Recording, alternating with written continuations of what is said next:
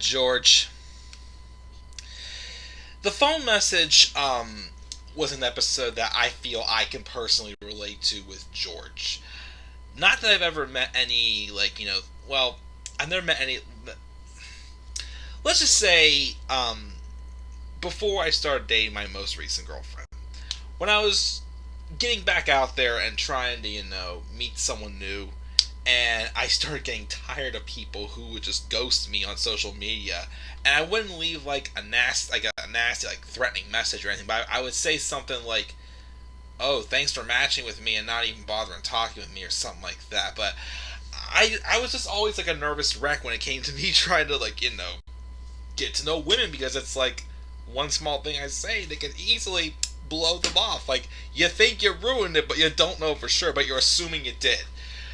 So, this episode, which actually came from a little bit a real life, thing, because Larry David had his own experience of leaving some, bad phone messages whenever women wouldn't call him back or whatnot. But this episode, the main stories were both Jerry and George. Kramer didn't really have much of a story other than he, just walked in on a few things, and or he even had a joke he wanted Jerry to use that he wouldn't do.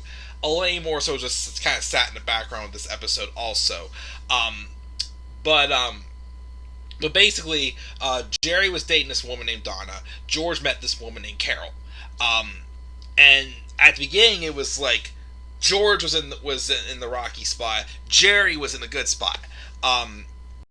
So George goes on his date. Well, it's the first time in ages that Jerry and George both had dates in the same nights. George was funny and really hitting it off great with Carol. And then Carol asks if she wants to come up for coffee. And George goes, "Nah, I don't think so." And Carol was disappointed, and George goes, "Take care," or whatnot, as she gets out of the car after she says good night. But of course, then George just regrets that, because he's "Why did I say that?" basically. And that so would be me if that happened to me. Meanwhile, Jerry and Donna were hitting it off really good, and it looks like Jerry's have to drop her off, and Donna goes, "Well, I take you up to my place, but it's being painted. We can go back." But she suggested we can go back to yours, and Jerry's "Okay, works with me." So they go back, and of course, in the meantime, while George is driving home, freaking out, "Why did I say that? Why did I do that? What kind of an idiot am I?" And he thinks that he blew the whole thing. So Jerry and Donna were still getting along very good at his place until he makes some comments about him wearing tan pants, and Donna asks him if that was cotton dockers. And then Jerry goes, "Ugh, cotton dockers. I can't tell you how much I hate that commercial." And Donna's "Oh, really? Well, I actually like that commercial." And it's just a commercial, But then Jerry just couldn't accept the fact that she liked the commercial, and they get into a stupid little argument over it. So they did have another date, Jerry and Donna, but they were sitting in Jerry's apartment. When Jerry walks away for a second, George and Kramer both come in, and immediately it's, "Oh, you're the one who likes the commercial." And then Donna just gets pissed, and she just walks out, and we never see her again. So like I said, it was opposite for George. Jerry was having a great date, then he blew it. George was a nervous wreck that he blew it, but things look up. So then, of course, George freaking out because he said, "I said no to going up for coffee and whatnot," versus saying, going up for coffee does not mean sex.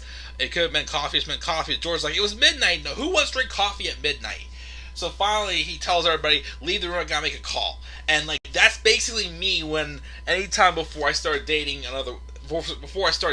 my recent girlfriend, where I'd, feel that, "Oh crap, I need to think of something to still get this girl's attention," and I would send a nice sweet little message, and most of the time it ended up making me look a little bit needy, I would say, and a little paranoid and whatnot. But I'm not a creep, I promise that. But it just basically I was just a nervous wreck and said too much. But anyway, so George leaves that message. He goes "Yeah, you can call me back if you want. The ball's in your court," and he wouldn't stop talking. And of course, he still freaks out about it, and he regrets leaving the message. And he's like, I wish I could delete the message. And I guess Elaine said she heard some story about some guy who was able to sneak into the house and somehow and take the tape out, because at the time that's been back when answering machines had like the cassette tapes, and you took them out of them and switched it with a different tape. So George wanted to, at first was considering doing that, but then he thought either way he was doomed, because she wouldn't call back. A few days go by, she still has not called back, and George just keeps getting more and more aggressive and just is even nasty and whatnot. He even says in one of them I wish I would have came up for coffee, so I would have spit in your face or something like that. Super nasty. And then he goes and him and Jerry are eating lunch at Monk's, and he tells them all this. And then thinking that oh yeah, it's a shame she never called you back, but George goes, but then she did call me this morning. And Jerry was like, huh? And George said that she called his office phone and apologized, saying that she was in the Hamptons and her machine broke. Her answer machine broke and she never got the messages. So she was using her old machine, but it wasn't hooked up to her beeper or whatnot. But then of course, she had never heard the message. They're gonna have dinner that night when she got back home. Well, George was like, she could still hear the messages though. And he goes, which is why he pulls out a cassette tape, and Jerry's like, you're gonna do it? And then George is like, I'm gonna wait outside the house, get there early, wait outside the house. When she gets there, I can easily switch them when we go inside the house. Or if she sees you. Her going to the bathroom is my only chance. I can pray she has to go to the bathroom first before she checks the machine. She'll most likely check the machine first. But George is like, I can't do this. He goes, Jerry, what do I do? And then Jerry's like, it's simple. You just lift it and put it in. He goes, okay, you do it. And Jerry's like, I'm not getting involved in this whatnot. But then George basically begs him and says he says, we'll use the excuse that they ran into each other uptown and he's giving you a ride basically. So yeah, they go to the way outside Carol's apartment,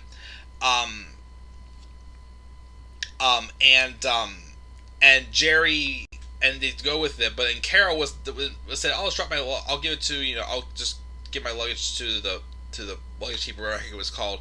She says, we'll go to dinner, but Jacob insisted to go inside the apartment. Jerry said he had to go to the bathroom, and then he makes some thing where he has a fear of public toilets or something like that. So they go upstairs, and after a distraction, George tried to take her to a room to distract her and tell her something completely goofy, but Jerry switches the tape, and then Carol says, let me check my phone messages before. Well, first Jerry says, you know what? It went away. I don't need to go anymore. And then Carol goes, let me check my messages first. This is after Jerry had switched the tape.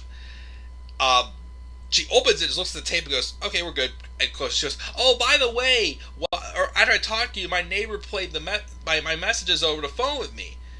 And George just froze, knowing that she heard all he said. And she goes, yours were funny. We were laughing. I love jokes like that. And then George and Jerry were like, oh, ha, ha, ha, ha. Like, George fret over nothing, but afterwards they were just like, because knowing in upcoming episodes as well, they didn't seem to be the fans of too nice or too forgiving people or whatnot. So I don't know how the relationship, of course, went after that, but basically George fret over nothing. And just like me at times, I fret over nothing. But yep, that's what happened in the phone message. So a couple facts about this episode, and I didn't know this one until I read it on IMDb. This was actually a very quickly... Now, I know the previous episode was the Chinese restaurant, even though this episode was written way before the Chinese restaurant.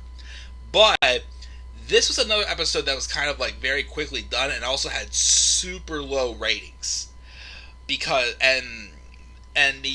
And the Nielsen ratings came out, and they were so low, they actually shut down production for about 2 months and considered canceling the show. Why they got another chance, I don't know.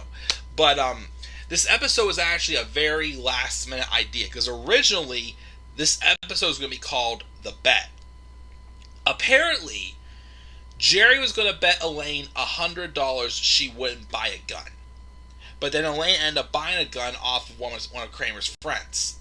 And I guess there was supposed to be a scene where, probably more of like a dream sequence or something like that, or maybe, I don't think it was going to be a dream sequence, or it was more so just Elaine just playing around and pointing the gun at herself and saying, "What do you want it to be, Jerry? The Kennedy? The McKinley?" And after, of course, reading the scene, though, Julia Louis-Dreyfus was like, "I ain't doing that," and the show was scrapped. And the episode was scrapped, which I agree. Personally, it would have been very out of context.